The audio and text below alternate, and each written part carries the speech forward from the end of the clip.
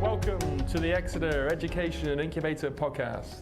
In this first episode, we will be discussing InVEnTA, an interactive virtual environments tool for learning and assessment.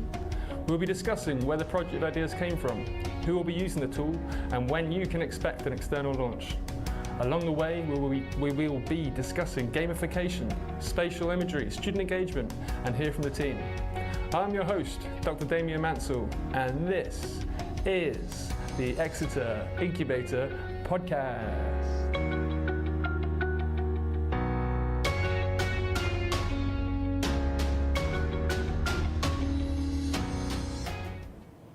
Welcome to the podcast, guys. Hi, Damien. Hi, Damien. So, before we get into InVEnTA, let's introduce ourselves. Should we start with you, Dr. Anna Brock? You've probably got the most experience out of the three of us. Most experience probably of sort of the gamification side of things, but oh yeah, so we'll get on to gamification. I was thinking in reality. terms of delivering a podcast, listening to your radio commentary and radio interviews about your research. Ah, yes. No, I've been featured on various radio stations. So I think South African radio was the first one, and then also BBC local radio as well. As a way of introducing yourself to our listeners, do you want to pick one of those projects and just describe sort of some of that research and what you do? Yeah, so most of my research is about ice sheets and how they're affected by climate change, and then how that feeds into changing sea level. So a few different projects I've been involved in. I think I'm trying to remember the South African one. That was related to a project looking at the past ice sheet dynamics in Antarctica. And then the local radio one was a project looking more into the future. Super. And there's some communication issue with sea level rise on the Maldives in one of your interviews. Yeah, that's right. So I think I said you only have to fly over the Maldives to understand what a little bit of sea level rise will do, and then that was translated into the script of the interview afterwards as you only have to fly over the mountains to understand what a little bit of sea level rise shall do. So as you can imagine, there's a little bit of difference between flying over the Maldives and the mountains as to the impact of sea level. Yeah, for sure. Definitely not a laughing matter, really. But thanks, Anne. And we should introduce the inventor of InVEnTA, Dr. Steve Ballmer. Hello. Welcome to the podcast. Thank you. So you tell the listeners now, what are you best known for in geography? So my background has mostly been in using remote sensing from satellites and aircraft to tell us about the ice sheets, in particular the Greenland ice sheet. So yeah, I have actually done a bit of radio before. A couple of years ago, after I had a paper published on the first discovery of a subglacial lake in Greenland. I was invited to do a little interview on NPR radio in America, and that was quite fun. Oh, great. There was a good host. No misunderstandings in that one. No, they knew what they were doing. But well, you guys won't know this, but I actually used to have my own radio show when I was a student at Cambridge. Yeah, really? When I started my PhD. What was that called? It was called The Perfect Drug. Oh, wow. And it was a music show. But I did have people. I interviewed people on that. We can talk about seats. various things. Well, no, you're doing a very good job, Damien. I wouldn't dream of swapping seats. And you're well known in geography for discovering Greenland's subglacial lake. Yeah, so that was what I spoke about on the NPR a couple of years ago. Yes, that's right. So there's been 400 or so subglacial lakes discovered in Antarctica, underneath the Antarctic ice sheet, but there had been none identified underneath Greenland until we kind of accidentally discovered one on an airborne survey that we were doing back in 2012. It was that long ago. But we published a paper in 2013, so yes, a while ago now. But great, yeah. Super. So Steve's Greenland researcher and in Antarctica. So that's the three of us, the three of our InVEnTA fellows. Damien, would you like to say a little bit about what you do? No, I think I'm hosting, so I think that's all right. I think we're all senior lecturers in geography.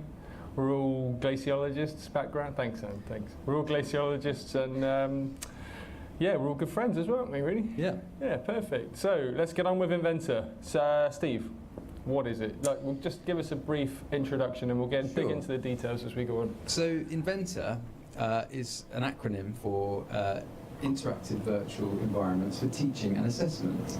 And it came about because in our research, we generate lots of 3D data of landscapes and ice sheets and coastal erosion and all sorts of applications where we're generating 3D data sets through either UAVs, so drone surveys, or satellite surveys, satellite data. And although we use this 3D data in our research, there's been quite limited scope for using it in a teaching context because basically the software tools haven't existed up to now to really easily visualize 3D data sets in a kind of a learning context where you can populate that 3D data with kind of learning content, multimedia learning content, text, video, audio, that kind of stuff. So yeah, that came about. We were kind of wanting to produce some sort of software tool to do this. And it kind of by luck, it was good timing because the university had an initiative. So Exeter University had an initiative called the Education Incubator, and we applied for some funding and to realise our vision of this new software, and that we were granted 2 years of funding, and yeah, we were kind of approaching the final stages of development now of the software, and we're starting to unroll it in teaching settings as well. So we actually just earlier today we had one of our evaluation sessions with second year undergraduates in physical geography, and they were kind of playing with the tool and actually being creators and embedding virtual representations of parts of the Devon coastline with learning kind of content that they've developed in the last couple of weeks through their own research. Great. So a tool for visualizing and interacting with different environments. And you said we've already had some students using it in geography. And who else is the tool that intended for? What audiences? Well, I think anyone wanting to experience a landscape, so members of the public wanting to understand more about landscapes that they might be wanting to experience.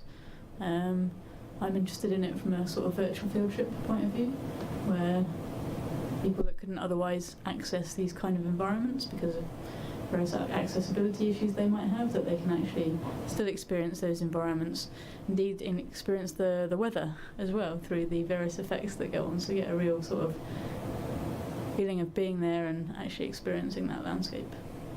So is it mostly geography students, landscapes, or are there options to do other things with the tool? Well, we've had loads of interest from various different people wanting to do different things. The tool can import any kind of model, so in our promo video, if you want to watch on YouTube, there's an example of like a dinosaur skeleton. I think it's a dinosaur. Is it a dinosaur, Steve? I'm not the person to give the right answer to that. What I'll do is I'll put a link to our feature video in the comments of the podcast. I can confirm it's a skeleton, so you can check it out for yourselves. But yeah, skeleton. So yeah, you can. It's just any kind of educational object that you just want to kind of document and give people a sense of the kind of the spatial nature of the information that you want to give them. One of the, if I can just interject here, one of the interesting applications that we've had been approached to look at is actually from some of our colleagues in law who want to kind of explore the spatial aspects within a community, a town, of all of the instances of I think property law they want to look into, and sort of small claims law and that kind of stuff. So actually being able to visualise a town and walk around that town and interact with kind of content within that town, and as a way of learning about kind of property law could be really an application of this that we never thought of as physical geographers. That would never occur to us. So I think, yeah, from my point of view, it's been really important to kind of tell people about this tool. And to ask them what they want to use it for, and there's been some surprising answers coming up. I think that's definitely like one of the main advantages of our project is we're creating a tool for other people to use. We're not creating like virtual field trips for other people to explore. We're creating something that allows other educators or learners to create resources for themselves. So yes, I get in terms of like educators or learners, we've got students at universities, but I guess like we're going to extend it to further education in schools and colleges as well. Hopefully, that's the ambition. But within that, we'll have two different kind of uses. Maybe we've got a sort of a viewer and a creator. Do you want to just explain that to our listeners, Steve? Yeah. So as you say, there's like two levels within the two levels of use. So there's the sort of the simpler kind of part of the software, if you like. The entry level part of the software is called the viewer, and it's the Inventor Viewer can be used to visualize and interact with a built virtual environment. So if there's a virtual environment already in existence, you can use the viewer to visualize that, walk through it, fly through it, change the environmental settings, and interact with the media content that's embedded within it. Which takes us to kind of the more complex version of InVEnTA, the Inventor Creator, and that is where you would use that tool to create that virtual environment that someone with a viewer is experiencing. So we in the first instance, it might be the educators, the teachers, the researchers, or the outreach officers of organisations that are creating interactive content using the Creator app, and for that you can import any 3D object, as Anne said. That can be a landscape, or it could be, a microscopic protein structure, or it might be a model of a galactic, structure of a galaxy or something like that. It can be any scale, any size, any type of object, as long as it's 3D data. And that Creator app is designed to be user-friendly and no specialist knowledge or coding experience required, and you can just point and click and kind of add objects into that 3D environment and label certain parts of it either with text, audio, imagery, or video.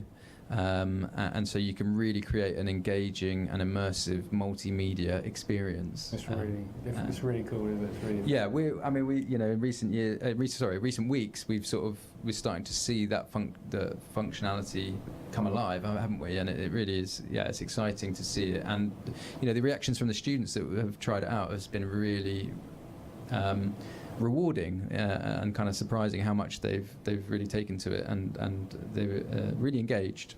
Yeah, and I guess so. We've said okay, we can visualize environments, and we've got spatial imagery kind of backgrounds. But Anne, you were alluding to gamification, and another reason why we're doing this actually to enhance student learning. And you're probably also really well known for your Ice Flows game. So could you explain to us a little bit more about your role in the project, gamification, how that's come about?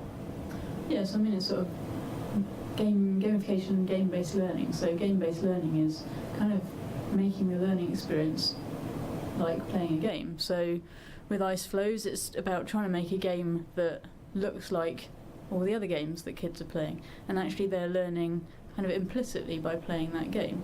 So there's an element of this here. So you can create an environment with first-person games that you can walk around in the environment. You're actually kind of in the environment, and you're learning about the environment just by being in it. So having the interaction with the signposts and that kind of thing, it's just like wandering around in the environment, but you can actually embed that learning experience into that environment. So this isn't quite like a kind of first-person game where you've got a task, you've got to go and collect something, but still you can follow the signposts, and as we build up kind of the structure of these kind of environments, there's a bookmark function where you can guide people around. It can become actually like playing a game, and people then, it's about the implicit learning. You think you're playing a game, but actually while you're engaging with that game, you're actually learning something as you play it, and that's a really good way of learning. Because you're enjoying it as you're doing it. I think that's the thing, it's really fun to use. You're enjoying it, you're engaged with it for longer than you might be, and that's kind of one of the benefits of making it more like a game. Yeah, it definitely feels like a game to me. And it's no coincidence, because the software we're using is the Unity gaming software, and I find myself, when I've been talking to students about it, when you're playing Inventor, or when you switch to the game mode, rather than Creator, it doesn't have that feel to it, and you can like get lost in these environments. But it's definitely the educational signposting that really adds that benefit. And Steve, earlier on today, you were running an exercise where students were in groups and sharing their outputs together. How did that sort of work? Was there much interaction with the students? Yeah, I mean, I would say it was the first time we've tried that, and so we are learning all the time, aren't we, about how to use InVEnTA, how to best use it in a teaching or learning setting. So I think we're in the process of learning how to use it and how to run the sessions around InVEnTA. But I think from this first session it was really promising. The students spent a long time. I think they really enjoyed being creative in their learning. So rather than just making another a PowerPoint to present what they've learned, actually they could find videos on YouTube and embed them into the InVEnTA, into the virtual representation of that bit of the coastline that they've been studying, and they can actually take someone on a virtual tour of that place, rather than clicking them through 5 PowerPoint slides and sort of talking dryly, didactically at an audience. So I think it was a success. They really enjoyed it. I mean, one of the things, just to come back to this gamification idea, or some of the benefits that can come out of InVEnTA, I think definitely the process of using InVEnTA and kind of it being fun, and students learning well when they're having fun and they remember it.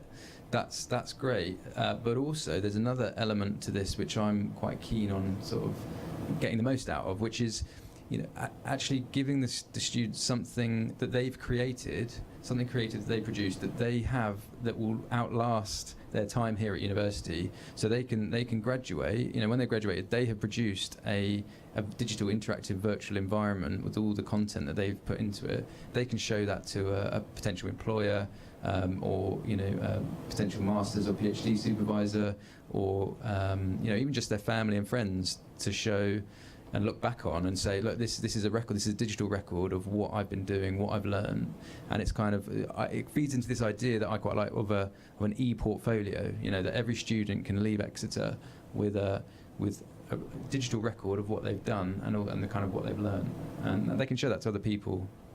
That's great. And it follows on sort of like applying their learning, applied learning, and also like active construction of knowledge, and this whole like building constructivism, like just demonstrating their knowledge and how it's building up through time. So although at the moment we've just tried it in sort of one-off sessions, it's really obvious to us, isn't it, how it can just feed in as an ongoing part of like a module or a field trip or absolutely. I think that every time we use it, I think that it just reinforces that idea that actually I think to get the most out of using InVEnTA in a learning setting, so its ability to enhance a taught learning objectives are actually to use it again and again and again in a module, and to build on it step by step. So they can 1 week they can put in a load of audio, then the next week they could put in some video, the next week they could put in some text, and so on. So it's something that they can definitely build on week,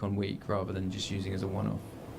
And you've got to go in a minute to do some teaching, right? Yeah, I've got enough. Can I just ask you one more question before you go? Yep. I wanted to ask you, obviously our ideas have evolved since our very first Incubator bid. Has there been some sort of moment of maybe not a eureka moment, maybe a wow moment, when we added some functionality, or when you saw something actually happening? Was there one sort of feature or moment that you were like, this is now really cool? I think it's sort of when we started to get lots of landscapes in, and actually seeing the students just flying around these landscapes and that kind of thing. But actually this morning with our session this morning, when the students were doing it in groups and they were really getting into the content, there was a real buzz in the computer lab this morning.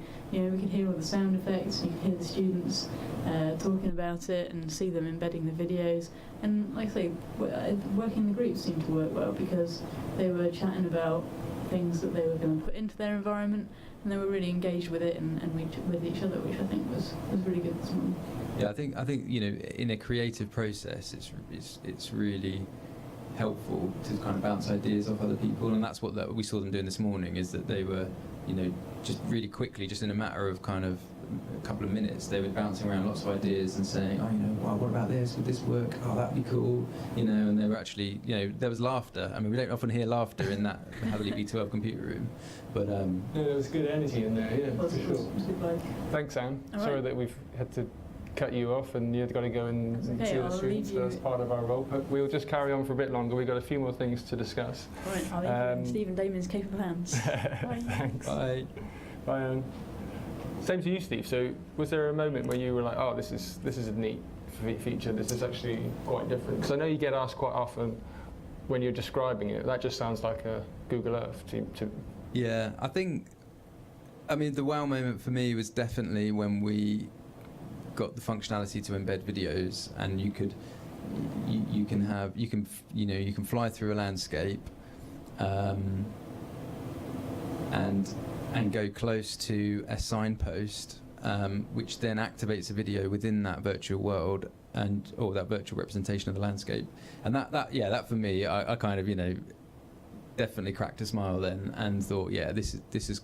Suddenly I saw that there was so much potential for this to be really, you know, instructive and engaging, and yeah, so that was when I got excited.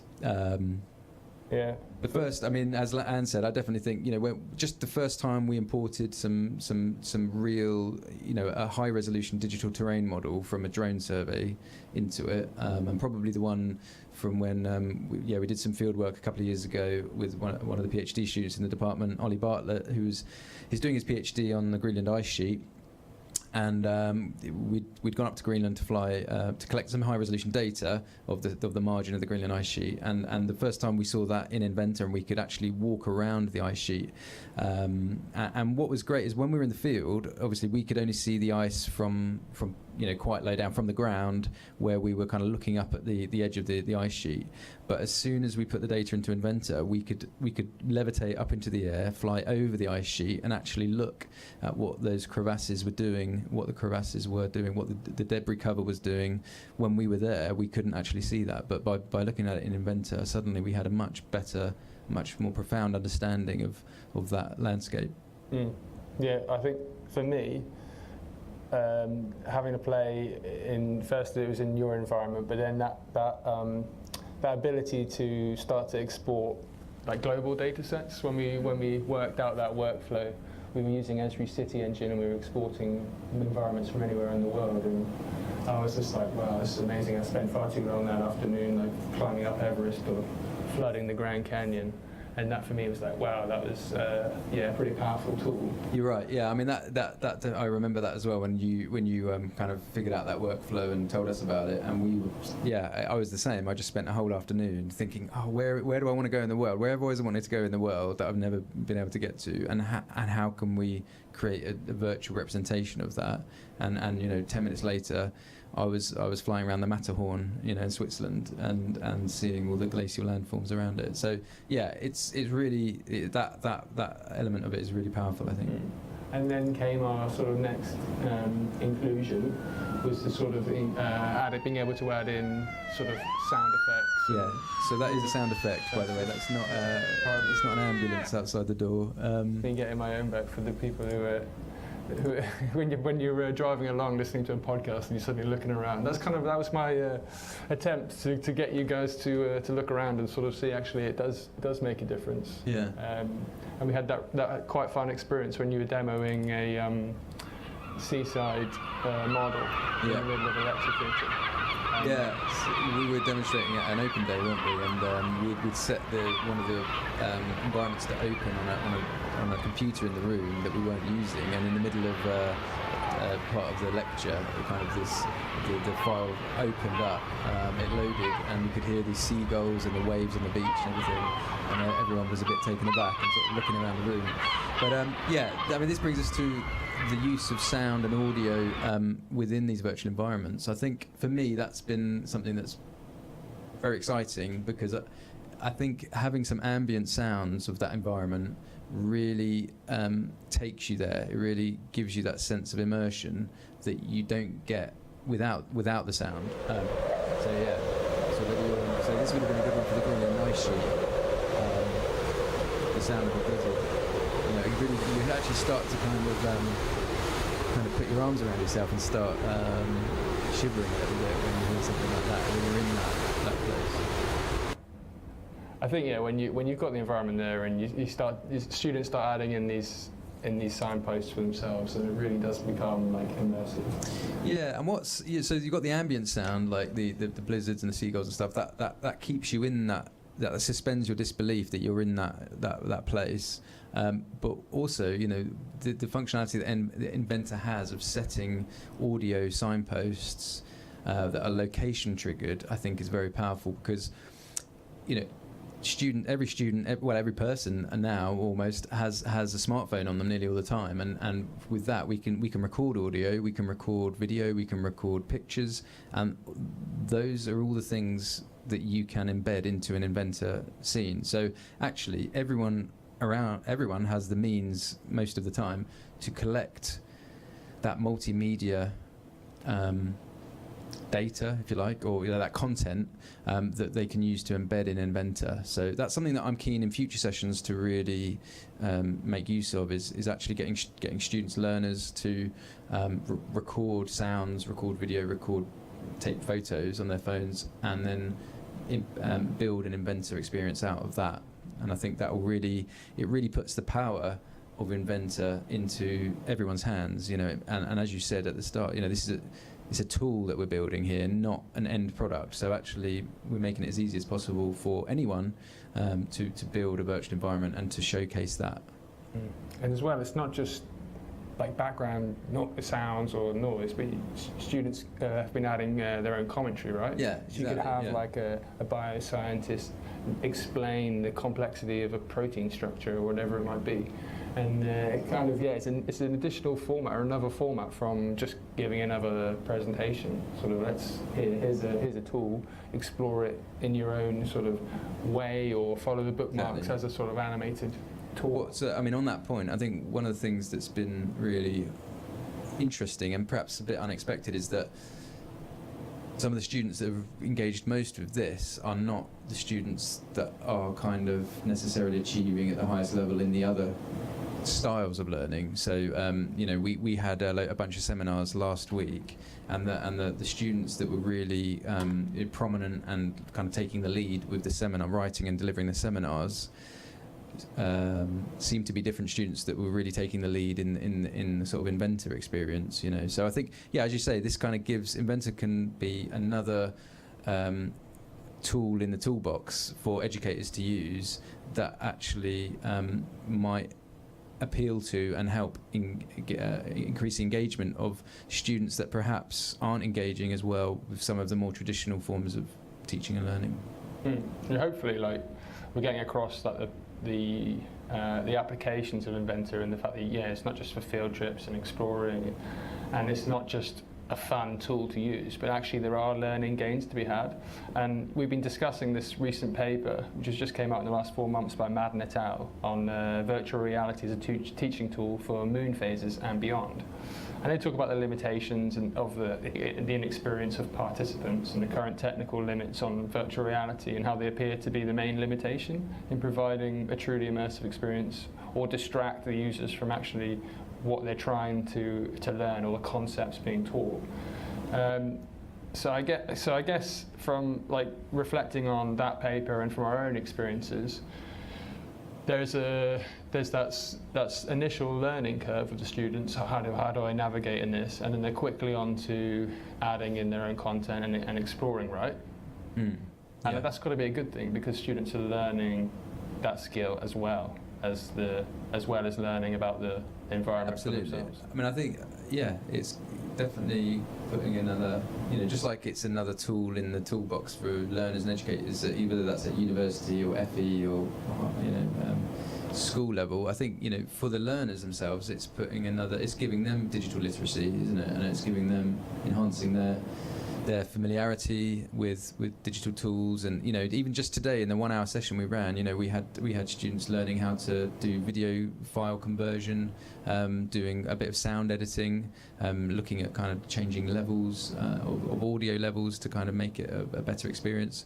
So I think there's a lot of kind of unforeseen and unplanned benefits for the student and learner who engages with Inventor.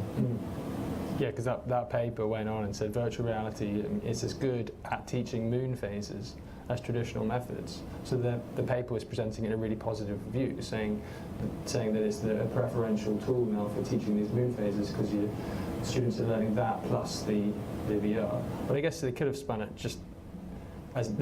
it negatively as well and said, well, then VR or this virtual reality tool has no added benefit. Is no better in terms of achieving those learning objectives. Yeah. But one of the things that I think we've come to realise is that there are objectives that we can teach or assess that just weren't possible without that technology. Yeah, and I think in terms of, as I'm also the employability lead for geography, this is something that I think about, and you've already kind of alluded to this or mentioned it, is that there are other more generic sort of transferable skills that aren't to do necessarily with the specific content that you're teaching with InVEnTA, but are, that actually they don't get written into the ILOs of a KISS form for a module generally. Intended learning objectives. Yeah, the intended learning objectives. So they're not formally defined as intended learning objectives from the exercise, but actually, we could be more explicitly thinking about those things, especially with kind of the employability agenda becoming more and more important in universities and beyond. So yeah, I think when we think about the kind of more generic transferable kind of employability skills, I think InVEnTA is ticking a lot of boxes there that currently are not ticked. Okay, so hopefully our listeners are now sort of feeding off our enthusiasm for this tool, and they might be thinking, how do they get their hands on it? So far it's just been internal use, right, in the University of Exeter? That's right, yeah. So, we're funded by the Education Incubator here at Exeter, and the initial couple of years of development really focused on just building the tool, getting it into a form that we can share with others and let others play with, and actually encourage others to be using it. So we're starting to do that within the university, but we're looking to launch the software externally to other universities around the UK in the autumn of this year, so autumn 2019, and we will we'll do some publicity around that time and kind of make it tell people about it and kind of make it obvious how we're going to distribute the software. So we have a Twitter handle, and we have some other media kind of presence. Damien, maybe you're the best person to check talk us out about on at UOE _InVEnTA on Twitter, or have a look on my YouTube channel, Damien Mansell.